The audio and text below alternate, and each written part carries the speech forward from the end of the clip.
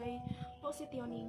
Yang mana poin A tentang definisi positioning adalah merupakan strategi perancangan, penawaran dan citra perusahaan dalam tujuan mendapatkan posisi istimewa dalam benak pasar target.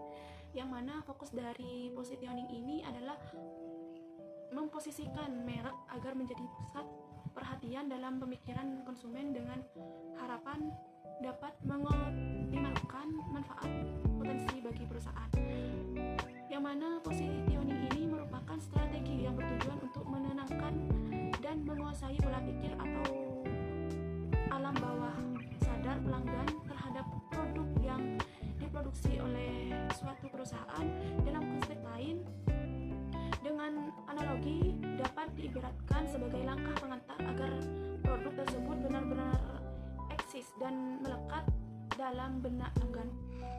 Menurut para ahli, yang pertama itu Hasan, positioning adalah penempatan sebuah merek di bagian pasar di mana merek tersebut akan mendapatkan sebuah positif dibandingkan dengan produk-produk pesaingnya. Yang kedua, Philip Kotler yang dialihkan bahasakan oleh Jaka Wasana, yang mana penempatan atau positioning ini tindakan merancang produk dan bauran pemasaran agar dapat terciptanya kesan tertentu diinginkan konsumen. Yang kedua, yang poin B itu pesan-pesan positioning dalam Al-Quran dan positioning dalam Nabi Muhammad SAW. Yang mana yang pertama itu positioning dalam Al-Quran adalah tentang bagaimana suatu merek perusahaan dapat masuk dan menguasai benak pelanggan.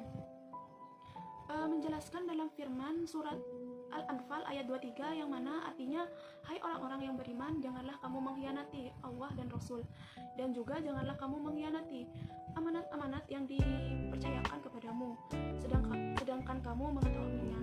Yang kedua itu positioning Nabi Muhammad SAW, yang mana dalam melakukan kecondongan dalam proses pembuatan atau pembentukan branding dalam dirinya. Hal ini dikarenakan pada masa itu bukan pada produk yang lazim dilakukan sekarang. Sosok kejujuran kembali dengan positioning Muhammad. Beliau tidak pernah memberikan kesempatan pelanggan untuk mengeluh. Ia selalu menepati janji dan mengantar barang-barang yang kualitasnya telah disepakati oleh kedua belah tepat pada waktunya. Yang poin C itu tentang tujuan penyusunan positioning adalah penempatan sebuah produk untuk mendapatkan posisi yang lebih unggul dan benak konsumen biasanya mengartikan posisi produk atau pengetahuan berdasarkan nilai yang terkandung di dalamnya. Yang dimaksud nilai itu bukan hanya sekedar kualitas produk saja, tetapi kualitas mencakup atribut-atribut yang dikandung oleh produk tersebut. Harapan konsumen dibandingkan produk pesaing lainnya. Tujuan menurut para ahli, yang mana yang pertama itu menurut Wijayanti, tujuan utama positioning adalah memposisikan produk agar menjadi pusat perhatian konsumen dengan melekat konsumen. Yang kedua, menurut Hasan, tujuan positioning ini untuk menyampaikan pesan kepada pelanggan sebagai berikut. Yang pertama itu pemenuhan sejauh mungkin kebutuhan segmen-segmen pasar yang spesifik. Yang kedua, membatasi kemungkinan terjadinya perusahaan atau perubahan yang mendadak dalam penjualan. Yang poin D itu kriteria membangun positioning yang solid. Dalam membangun yang solid diperlukan beberapa kriteria. Yang pertama itu pelanggan harus dipersepsi secara positif untuk para pelanggan sehingga dan menjadi memiliki alasan untuk membeli produk tersebut. Yang kedua itu kekuatan dan daya saing perusahaan. Merumuskan positioning tidak mampu melakukan. Jika tidak bisa melakukannya, maka pelanggan akan mengacap pembohongan. Yang ketiga itu pesaing positioning harus bersifat unik sehingga dapat mudah pada dirinya para pesaing. Jika positioning ini yang dilakukan untuk tidak akan mudah ditiru oleh pesaing lainnya. Yang poin E, pendekatan dan mengkonsumsikan positioning.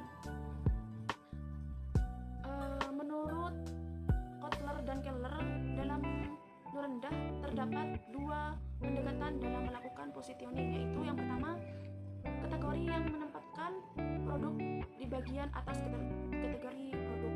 Yang kedua, fitur memposisikan produk berdasarkan atribut atau karakteristik, namun juga bisa dilakukan melalui posisi harga yang kita tawarkan. Menurut Kartajaya, ada beberapa cara untuk mengkomposisikan. Yang pertama, kreatif adalah suatu kemampuan untuk menciptakan. Kreatif tentunya tidak selalu pada penciptaan sebuah produk yang menemukan gagasan baru. Yang kedua itu simplicity, sesuatu yang rumit jika disampaikan dengan baik pasti akan menimbulkan pesan yang baik. Yang poin terakhir itu repositioning, adalah pendekatan mengkonsumsikan kembali merek secara berulang-ulang sehingga terbentuknya ingatan atau baru tentang merek dan benak konsumen.